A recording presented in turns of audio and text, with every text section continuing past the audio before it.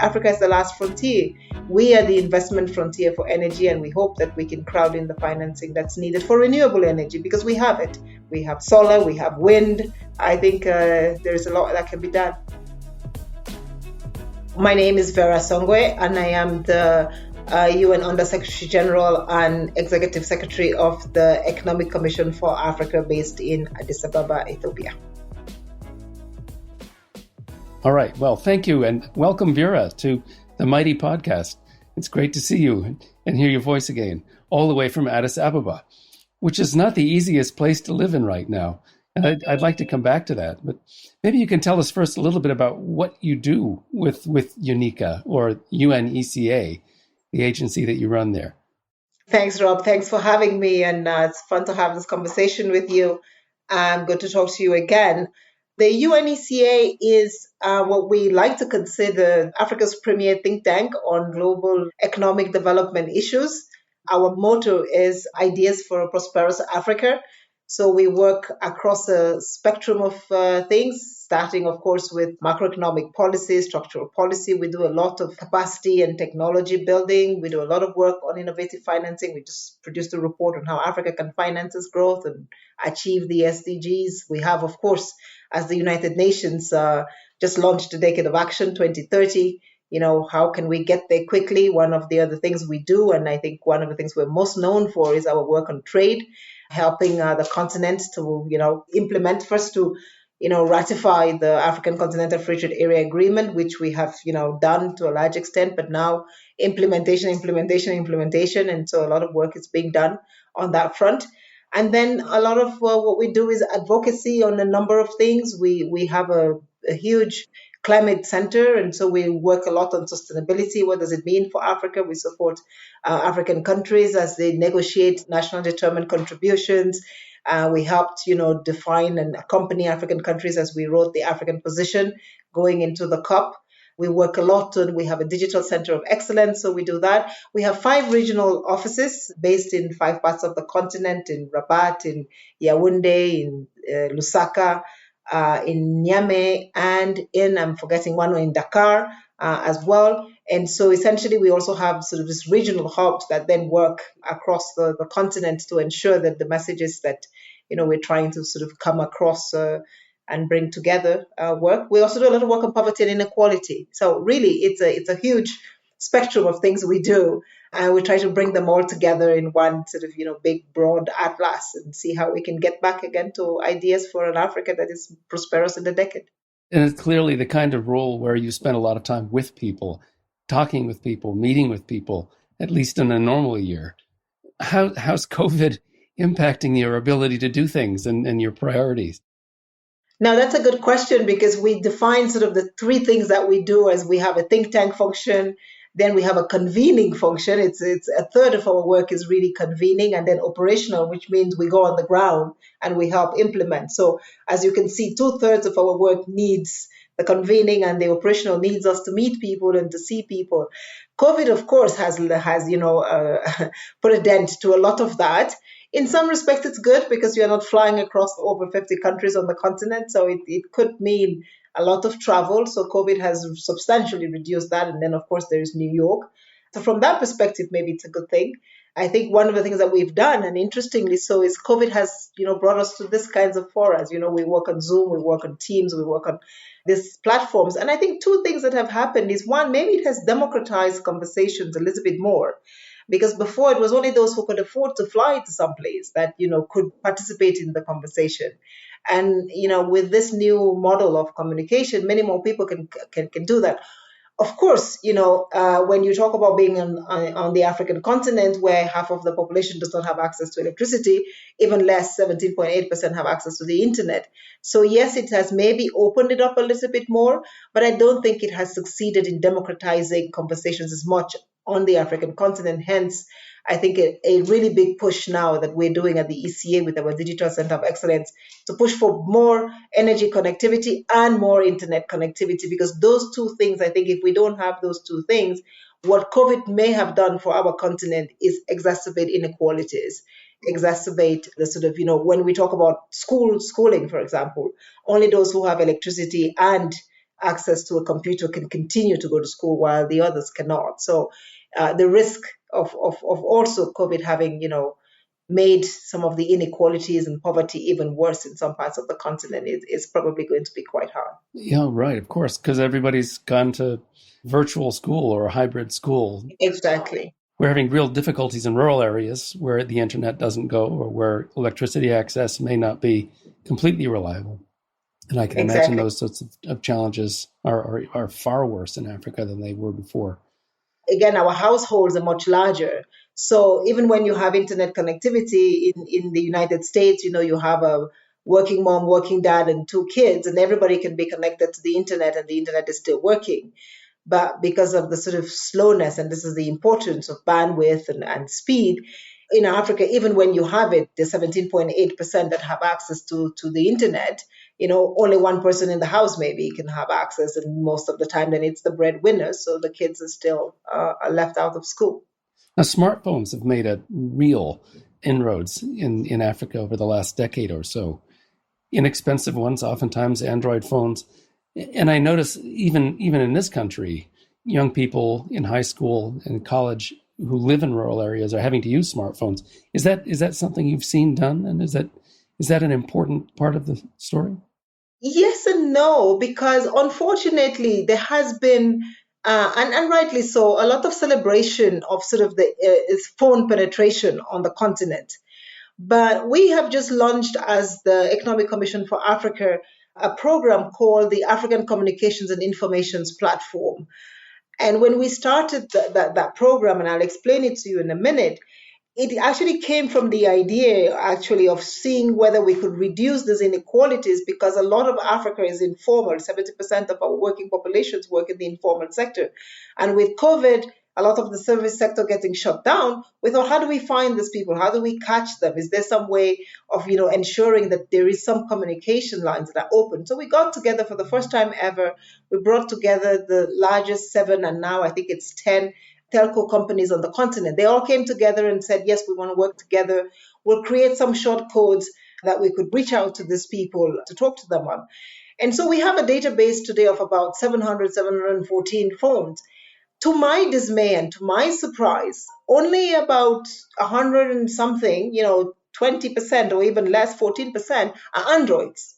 So only of the sort of huge cell phone penetration on the continent, less than 20% are Android phones where you can connect to the internet and get a Zoom call. So it's still a very small portion of the population that actually is living on that process. I see. So really, really difficult then.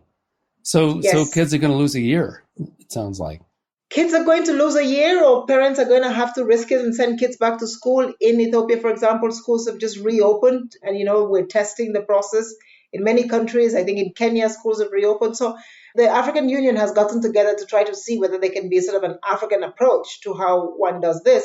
But in some countries where COVID, in Morocco, for example, in North Africa in general, where it has been a little bit more severe, I think there is still some reticence to sending kids back to school. So kids may lose a year if you're not careful. Some kids will lose a year. Thinking about the UN, I mean, it's a huge organization. You've got people all over the place. You're in Addis Ababa. IRENA, the International Renewable Energy Agency, is in Abu Dhabi, not that far away from you, but not in the same place, and with an interest in Africa, but really a focus on renewable energy. How do you sort of synchronize your energy work, or do you bother? Are you traveling alone, or is there an overall kind of UN energy focus that you're part of? No, that's a very good question. Actually, just 10 days ago, the reason, of course, as you say, it's a huge institution. So if we don't have some coordinating mechanisms, then, we will be not getting the value out of the energy and the effort that each one of our institutions is putting. So there are coordinating mechanisms. And right now, the two coordinators of this energy conversation within the United Nations are UNDP, the United Nations Development Program, and our Sustainable Energy for All initiative with Damilola, who is running it, who just came from running, of course, the Access in Nigeria, and so understands a lot of the challenges of the continent. This is So our friend together Damilola Obangiyi. Exactly. This is Damilola that we all know and are sitting on the commission together with. Then, the meeting that we had 10 days ago brings together the whole house, so all of the UN in the different parts of it that work on energy, IRENA, ourselves, and say, what do we do? I think that, we as the Economic Commission for Africa, of course, the difference that you see with us is that we have as our core constituency Africa. And so our job is then to be the ambassadors and the portrayers or carriers of the Africa message. The Africa message in energy is an Africa message that I think is very sophisticated. We are, as Africa, coming out of a period where we used a lot of fossil fuels, where we were using heavy fuel oil, where our energy sector was sort of strapped in very expensive energy or no energy at all. I think in the last 10, 15 years, we've seen a huge improvement. We've seen tons of countries begin to launch IPPs. In many countries now, a lot of over 70, 80% of generation is in the private sector hands. There's a big conversations now around transmission and distribution. So there is that conversation around sort of what is the right energy transition for Africa?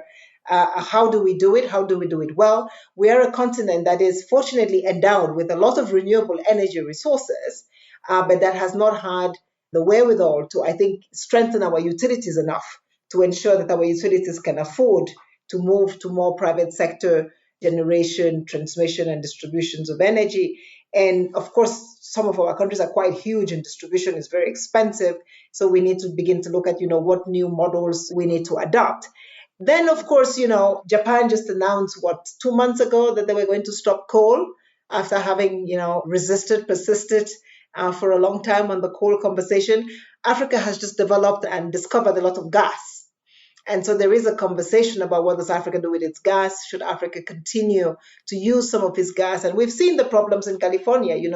California has moved to a lot of solar energy, but you do need some gas to power some of that solar energy. And I think we cannot talk about one without the other.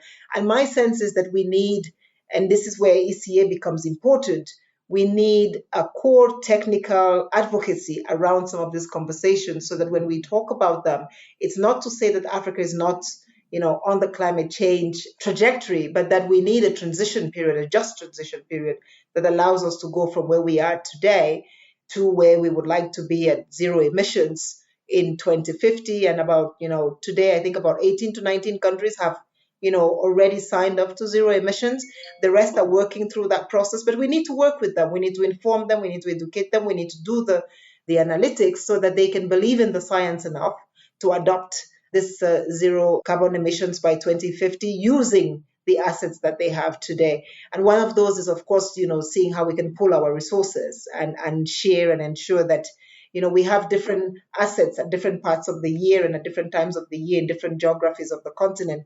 Can we bring those together in a way that works for all of us is, I think, what we're doing and focusing our attention on now. So you're really at this very interesting fulcrum of economic development colliding with renewable energy interest, and they don't always align, these two things, or at least certainly not in the minds of many of the leaders who you're working with, I'm sure. How are leaders looking at this real need to advance economically and at the same time be part of the energy transition around the world and reducing carbon emissions? Are they resisting it, or are they wanting to do it and struggling to find a way? I think, Rob, maybe 5, 6 years ago, or maybe 8 years ago, we would have had a different conversation because many more countries at the time were heavily fossil fuel dependent. But when you do an analysis today of the countries that are growing quite fast, you would see actually that over 70% of them are more skewed towards renewable energy.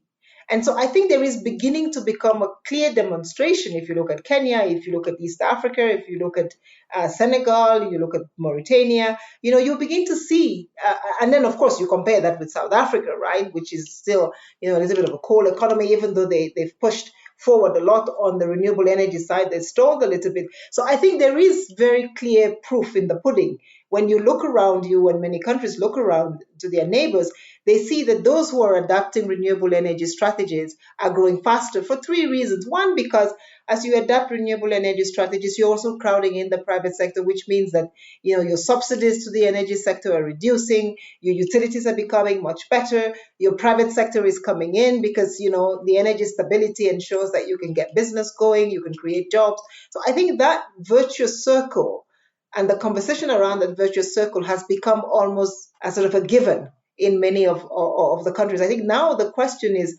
how do we delink a little bit the conversation around, the old heavy utility models, which were also employment enterprises, into more professionally good business run utilities. And then secondly, what is the right and what is the just transition process out of, heavy fuel oil and gas eventually into more sustainable clean energy as like solar and wind and the rest, geothermal as in Kenya.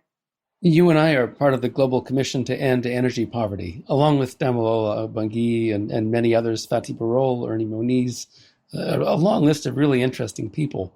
And we've gone through a phase over the last year of talking about electricity and expanding access to electricity, which involves utilities, which you just mentioned, and improving their performance, making them more investable, making it more feasible for them to expand and bring electricity to more people. Africa is still, very unelectrified, surprisingly unelectrified, maybe really the last big frontier.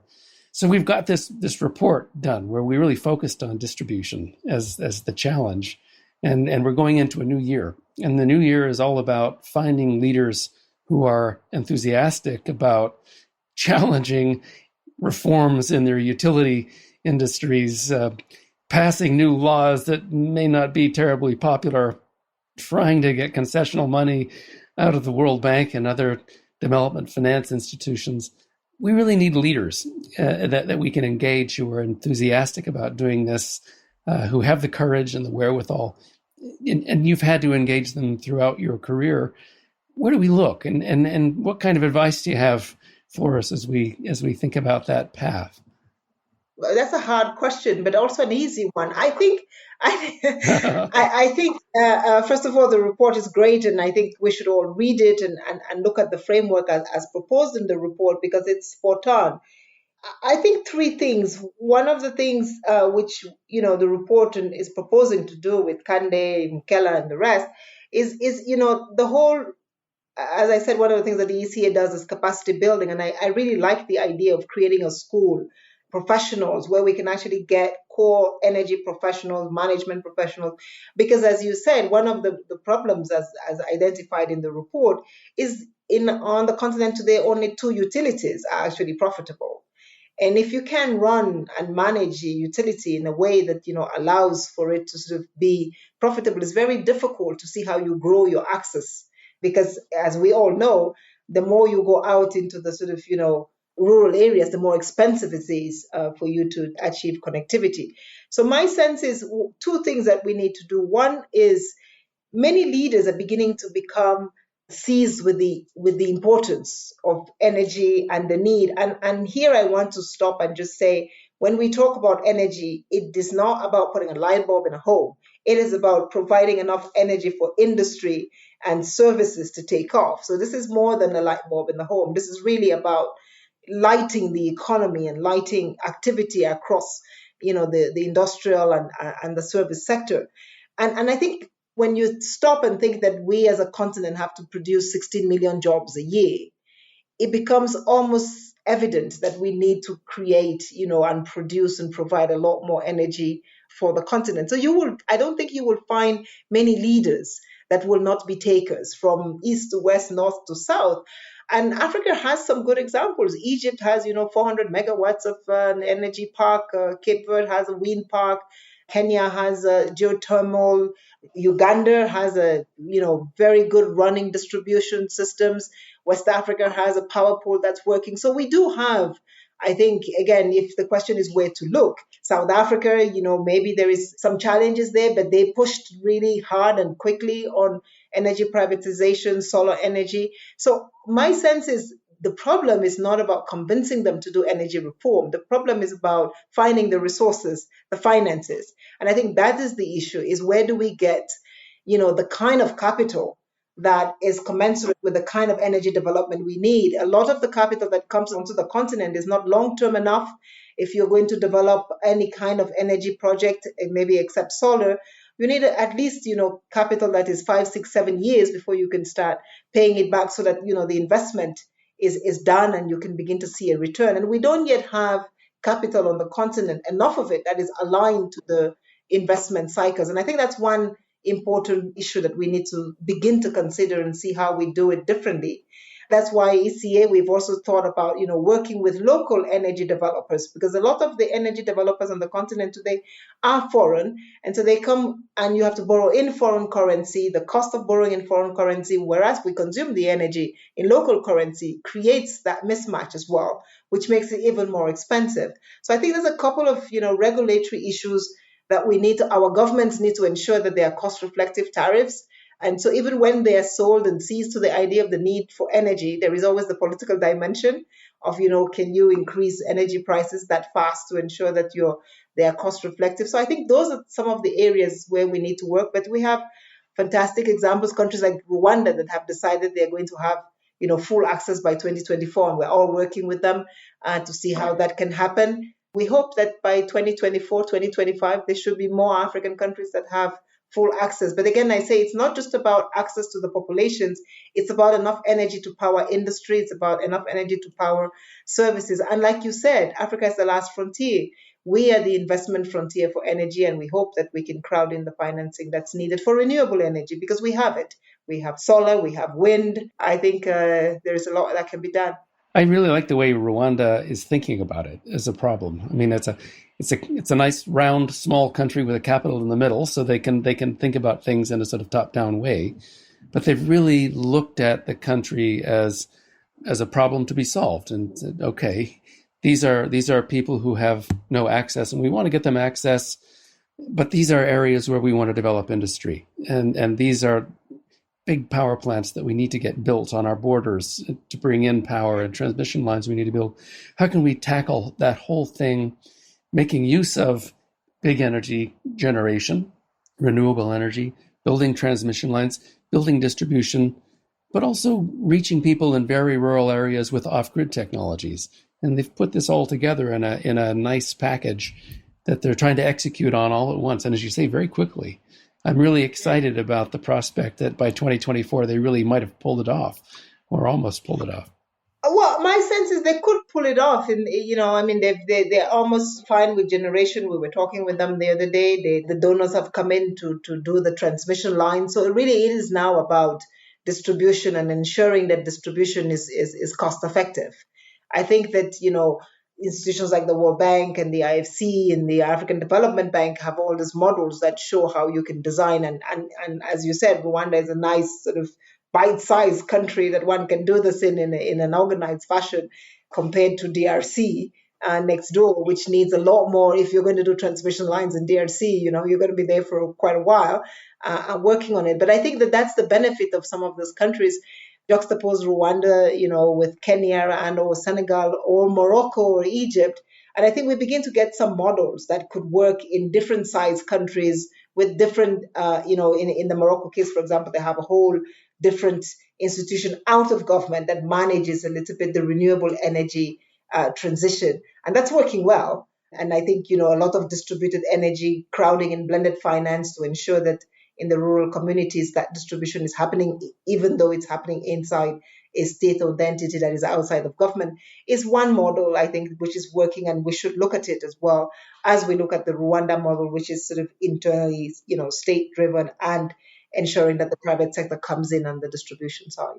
Morocco's a real success story that took things into its own hands and just got it done. And we reflected on them as one of the countries that we studied in the course of putting together the Global Commission's report, along with a number of other countries as well. Colombia, where they're really trying to wrap up rural access in areas where there was a lot of disruption in earlier years. In India, where there's a lot of reform going on in the utility sector and some of the less affluent states, but real progress. Even Nigeria, big country with terrible access problems, a lot of really creative programs going on that I think, if we look at all of these countries and take the best examples, we have an opportunity to place those in front of leaders in other countries and provide them with really practical pathways. But, we were also looking at the finances the other day, and you mentioned blended finance and how much money it will really take. And it's a lot. And it's going to have to come largely from the private sector because there just isn't enough public sector money around for it. And the World Bank doesn't have enough money to get it all done. They're doing their part. It's interesting to think about what sort of level of funding would be needed to really end energy poverty now. And we've been trying to calculate this. And it looks to me like there's a step function increase needed in the amount of concessionary money coming in from the development banks.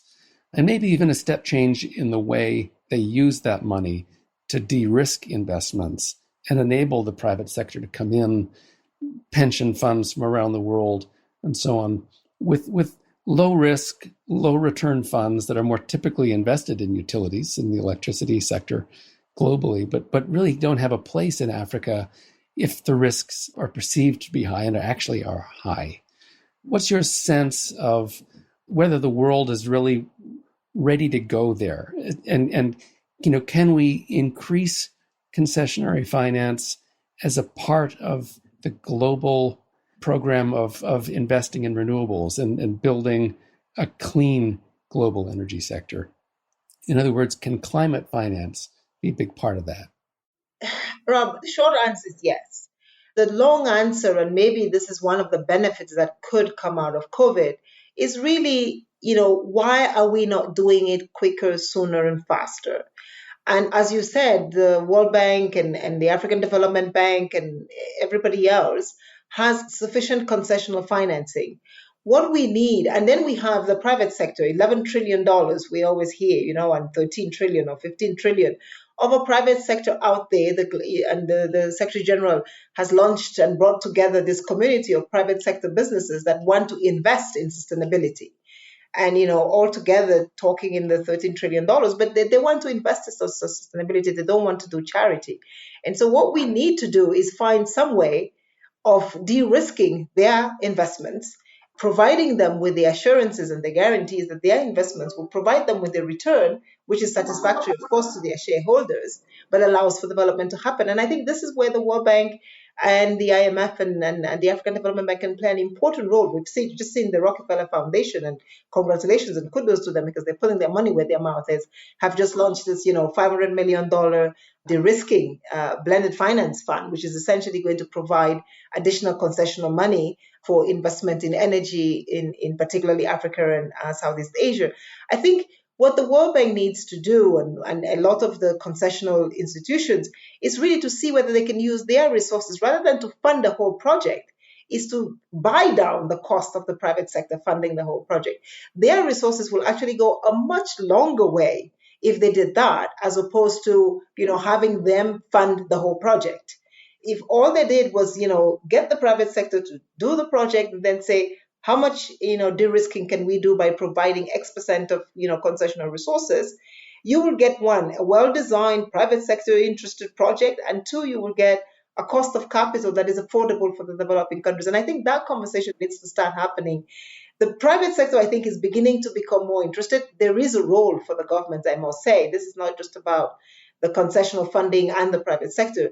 The governments must create an environment where, anybody wants to put their resources in.